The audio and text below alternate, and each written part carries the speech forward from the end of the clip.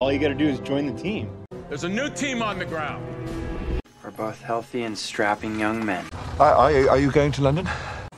Maybe in the spring. What is it? It's a love letter for the major. The major! Now let's put more of this liquid into our bodies. If you aren't yet familiar with Team Liquid, you should be. Atow, AcroniK, and Oski are three players that make up the youngest team in the RLCS. Coached by ex-Pere, they just finished making a splash at their first major. If this is your first exposure to this team, let me drag you out from the proverbial rock you've been living under and introduce you to quite possibly the most mechanical team in the world when they're on form.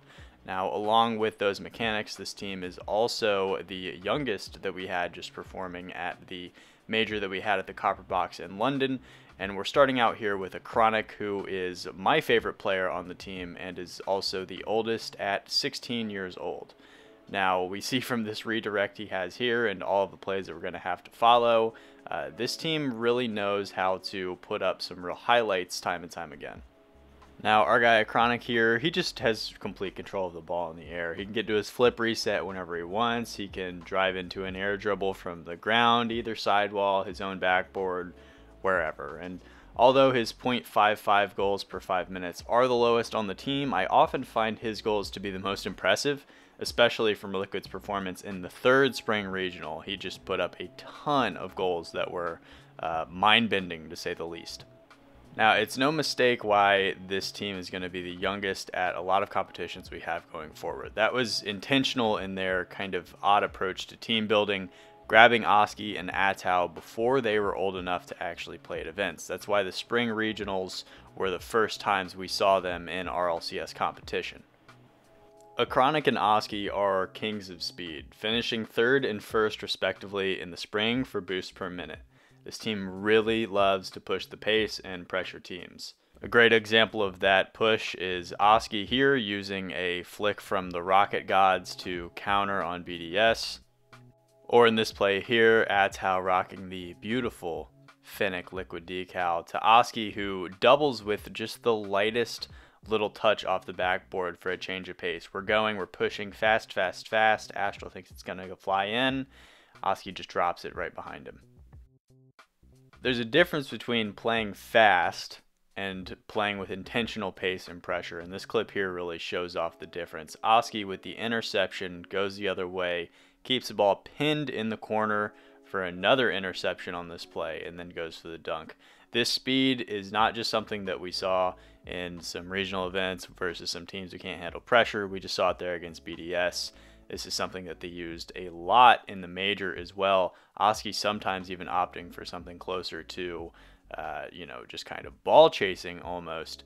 But it worked out sometimes, and that's a great transition over to our last player on the team, Atow, who really is somebody who's finishing off a lot of this pressure, like we saw in that play here, or we see here. Liquid has been pressuring for a couple of minutes, it seems like, against Falcons in the major, and then finally, with everyone low on boost, Atow grabs that and just a beautiful finish off the sidewall. Atow is certainly the most well-balanced of these players in my opinion. He leads the squad in really important stats like score, shooting percentage, goal participation, rating, and there's a lot of times that he doesn't really pop up on the score sheet like this here. Atow beats a player, and then just a perfect pass middle to Oski. That's a goal for Oski, that score to him, but Atow made that happen. All the spring regionals were the first time we saw Team Liquid in its entirety. We actually got to see them in the closed qualifiers from Winter Regional Event 3. They didn't do too great. We saw them perform incredibly well at the Monaco Gaming Show, and then we come into this event, and bang, they did terribly. They couldn't beat a lot of teams that don't even make main events most of the times. What was the reason for that? We saw them in regional event 2 absolutely demolish Moist Esports with a perfect sweep. I think it really is about offensive consistency. We can see here there were 6 games where they were held completely scoreless. Let's compare that to the spring events that we had. You can see that close qualifier top left going to the bottom left in the main event. 41% of games held scoreless, and then by Regional events 2 and 3, they basically were never held scoreless. This ability to get on the board more often has allowed them to be more competitive in more series. This clip here against Team Falcons, who are an exceptional team and did very, very well at the major, really crystallizes one of the things that Team Liquid does super well with pressure, and also shows how they've increased their offensive consistency. We can see we're still very early in a pivotal game 3. Look at Oski just creating pressure, keeping pressure. You have to respect all of these shots. Even when they clear the ball here comes Liquid right again the other way.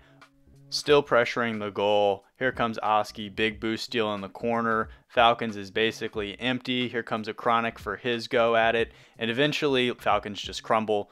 Oski's right there to clean up an easy one.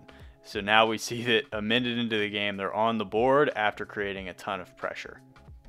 That's a lot of time spent on stuff Liquid does incredibly well. Where can they improve? Here's a clip that shows their corner defense, somewhere they and most RLCS teams can do better.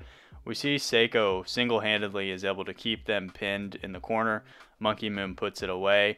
That's an area where better comms, better, ability to not panic in your defensive half can really improve things. Here against Dignitas, this is something that we see pretty commonly for Liquid. Whether it's poor communications or just their style, they push way too far forward. Atow out of position, AcroniK in the corner waiting on a boost. Really easy slot for Joria's, basically a wide open net for Dignitas. Apparently Jack just passes out to the middle. Where is anybody? This is something that we see time and time again from this team.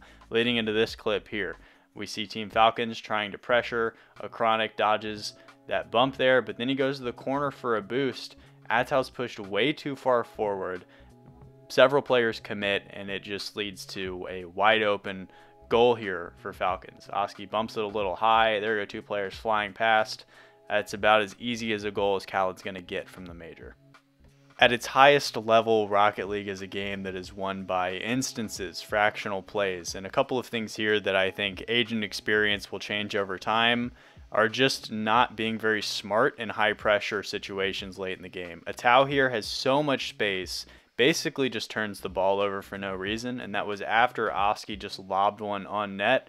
There's Atow turning the ball over again to Falcons. Here, a couple of plays in a row against Moist Esports. Team Liquid is up 2-1 in this series. AcroniK no boost right there. Atow no boost. And then Oski in the corner is just going to miss the ball. These are chances that they're going to need to improve upon in really high pressure situations. Here, Moist is, for whatever reason, going to give them a transition opportunity to tie this in Game 5. Atow and AcroniK, they're both just neither go for the ball. That's, comms could be a little bit better, but, that's something that more situations that you put yourself in things like that are going to be improved. This was their first go at the major. I thought it was pretty impressive overall. Plays like this against Power, which are basically unfair. AcroniK with just a ridiculous air dribble to Atow. Plays like this are commonplace. They can certainly improve on, just some of the things around the fringes that will make you a better team. But already, this resume from Split 1, pretty impressive. They were a team that were able to take down G2 and Power in this first major. So I have a lot of hope and excitement for Team Liquid going forward.